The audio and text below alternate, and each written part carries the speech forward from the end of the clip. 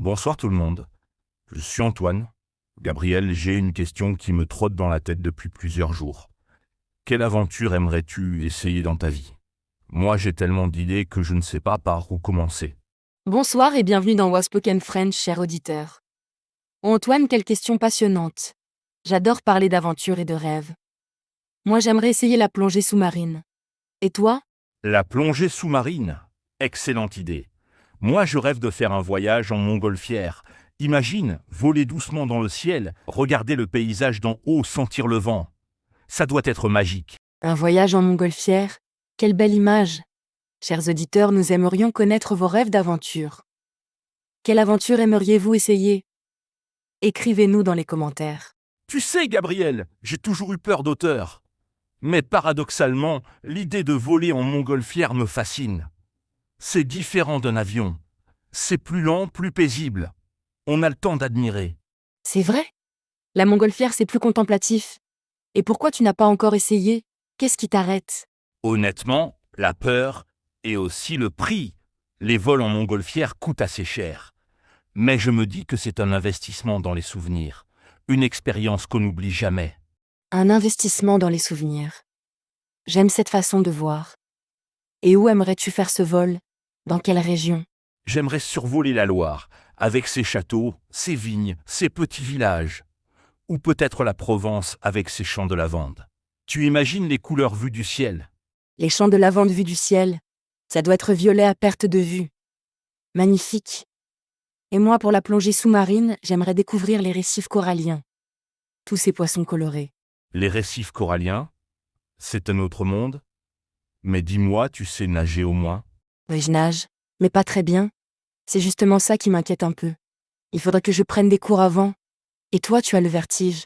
Un petit peu. Mais je pense que dans une montgolfière, c'est différent.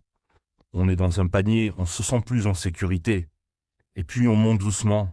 Cher auditeur, avez-vous des peurs que vous aimeriez surmonter grâce à une aventure? Excellente question. Parfois, les aventures nous aident à dépasser nos limites. Moi, j'ai aussi une autre idée d'aventure. J'aimerais faire un safari photo en Afrique. Un safari photo. Voir les animaux sauvages dans leur habitat naturel. Les lions, les éléphants, les girafes. Ça doit être impressionnant. Tu as déjà fait de la photographie? J'adore prendre des photos, mais photographier des animaux sauvages, c'est un autre niveau. Il faut être patient, discret, respectueux, et avoir le bon matériel. Le bon matériel. C'est vrai que ça demande des objectifs spéciaux. Et puis, il faut connaître le comportement des animaux. C'est tout un art. Exactement. Et toi, tu as d'autres idées d'aventure? La montgolfière, c'est ton seul rêve? Non, j'aimerais aussi faire du camping sauvage. Dormir sous les étoiles, loin de la ville, sans électricité, sans internet. Juste la nature et moi. Ça doit être très ressourçant. Le camping sauvage. Retour aux sources. Chers auditeurs, aimez-vous la nature? Préférez-vous le confort ou l'aventure authentique? Dites-nous votre opinion. J'imagine une nuit dans les Alpes, avec le bruit du vent dans les arbres, le ciel plein d'étoiles. Faire du feu, cuisiner simplement. Se sentir libre et connecté à la nature. Ça sonne merveilleux. Mais tu sais faire du feu? Et cuisiner en pleine nature? Pas vraiment. Il faudrait que j'apprenne. C'est ça qui est excitant. Apprendre de nouvelles compétences. Sortir de sa zone de confort. Sortir de sa zone de confort. C'est l'essence même de l'aventure. Moi, j'aimerais aussi essayer l'escalade. Grimper sur une vraie montagne. L'escalade. Tu n'as pas peur de tomber? Moi, rien que d'y penser, j'ai les mains qui transpirent. Un peu, mais avec les bonnes cordes, le bon équipement, un guide expérimenté. Et puis la vue du sommet doit être incroyable. Se dire qu'on a réussi à monter là. La fierté de l'accomplissement. C'est vrai que ça doit être une sensation extraordinaire. Et où aimerais-tu grimper? J'aimerais commencer petit, peut-être dans les Vosges ou le Jura. Puis si j'aime, pourquoi pas le Mont Blanc. Mais ça, c'est un rêve très lointain. Le Mont Blanc. Le toit de l'Europe. Cher auditeur, avez-vous des rêves qui vous semblent impossibles maintenant, mais que vous aimeriez réaliser un jour? Et toi, Antoine, tu as des aventures encore plus folles en tête. Oh oui, j'aimerais faire un road trip en moto, traverser plusieurs pays européens, la France, l'Italie, l'Espagne, m'arrêter où je veux quand je veux. Un road trip en moto. La liberté totale. Mais tu sais conduire une moto. Non, Il faudrait d'abord que j'obtienne mon permis moto et que j'apprenne bien. La moto, c'est plus dangereux que la voiture, mais cette sensation de liberté. Cette sensation de liberté. Je comprends. Le vent sur le visage, la route qui défile. Et quel pays tu visiterais en priorité? J'adorerais découvrir la côte amalfitaine en Italie, ces routes sinueuses le long de la mer, ou les Pyrénées entre la France et l'Espagne, des paysages magnifiques. Les Pyrénées à moto. Ça doit être spectaculaire. Moi, j'ai une autre idée d'aventure. J'aimerais apprendre une langue complètement différente et aller vivre dans ce pays pendant quelques mois. Quelle langue tu aimerais apprendre? Le japonais, et aller vivre au Japon, découvrir une culture totalement différente. Les temples, la nourriture, les traditions, ça doit être dépaysant. Le japonais, c'est une langue très difficile, avec des caractères complexes. Mais quelle aventure intellectuelle! Chers auditeurs, aimeriez-vous apprendre une langue exotique? Laquelle? C'est exactement ça, une aventure intellectuelle. Et toi, tu aimerais vivre dans quel pays? Moi, j'aimerais vivre quelques mois en Nouvelle-Zélande. Ces paysages incroyables.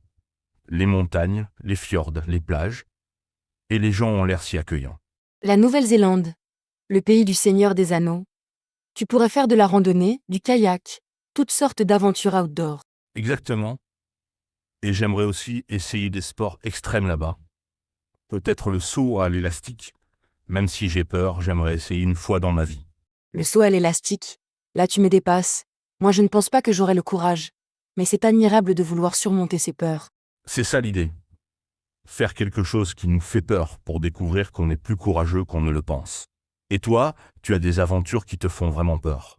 Honnêtement, j'aimerais faire de la spéléologie. Explorer des grottes souterraines. Mais j'ai un peu peur des espaces étroits. Cher auditeur, avez-vous des phobies que vous aimeriez surmonter? La spéléologie. Découvrir des mondes cachés sous terre, avec des stalactites, des rivières souterraines. Ça doit être magique et effrayant à la fois. Exactement. Et puis c'est un peu comme de l'exploration. Peut-être découvrir des endroits où personne n'est jamais allé. Ça fait rêver. L'esprit d'exploration. Moi, j'aimerais aussi faire de l'archéologie, participer à des fouilles, découvrir des objets du passé, comprendre comment vivaient les gens avant nous. L'archéologie, quelle aventure intellectuelle. Et dans quelle région tu aimerais faire des fouilles? En Égypte ou en Grèce, imaginez qu'on trouve un objet vieux de 3000 ans. Être la première personne à le toucher depuis l'Antiquité, ça doit donner des frissons. Des frissons? Je comprends. Et moi j'aimerais faire un voyage en train à travers la Sibérie. Le transsibérien, voir les paysages immenses de la Russie. Le transsibérien, le plus long voyage en train du monde. Combien de jours ça prend? Je crois que c'est une semaine, 7 jours et 7 nuits dans le train. Ça laisse le temps de rencontrer des gens, de lire, de réfléchir. Une vraie aventure contemplative. Une aventure contemplative. J'aime cette expression. Chers auditeurs, préférez-vous les aventures actives et sportives ou les aventures plus calmes et réflexives? Excellente question. Il y a de la place pour les deux. Et toi, Antoine, tu as des aventures artistiques en tête? Oui, j'aimerais apprendre la poterie et faire un stage chez un artisan au Japon, apprendre les techniques traditionnelles, créer des objets beaux et utiles avec mes mains. La poterie au Japon. Allier l'aventure du voyage et l'apprentissage d'un art. C'est magnifique. Et moi, j'aimerais apprendre la cuisine dans différents pays. Un stage chez un chef italien, puis indien, puis thaïlandais. Une aventure culinaire autour du monde. Découvrir les saveurs, les techniques, les traditions. Et après, tu pourrais cuisiner tous ces plats chez toi. Exactement. Et inviter mes amis pour leur faire découvrir. Les aventures, c'est encore mieux quand on peut les partager. Partager ces aventures, c'est vrai. Moi, j'aimerais aussi faire de l'humanitaire. Aller aider dans un pays en développement. Construire des écoles, des puits. Se rendre utile. L'humanitaire. Voilà une aventure qui a du sens. Aider les autres tout en découvrant une nouvelle culture. Cher auditeur, avez-vous déjà pensé à faire du volontariat à l'étranger? C'est une aventure qui change la perspective sur la vie. On relativise ses problèmes.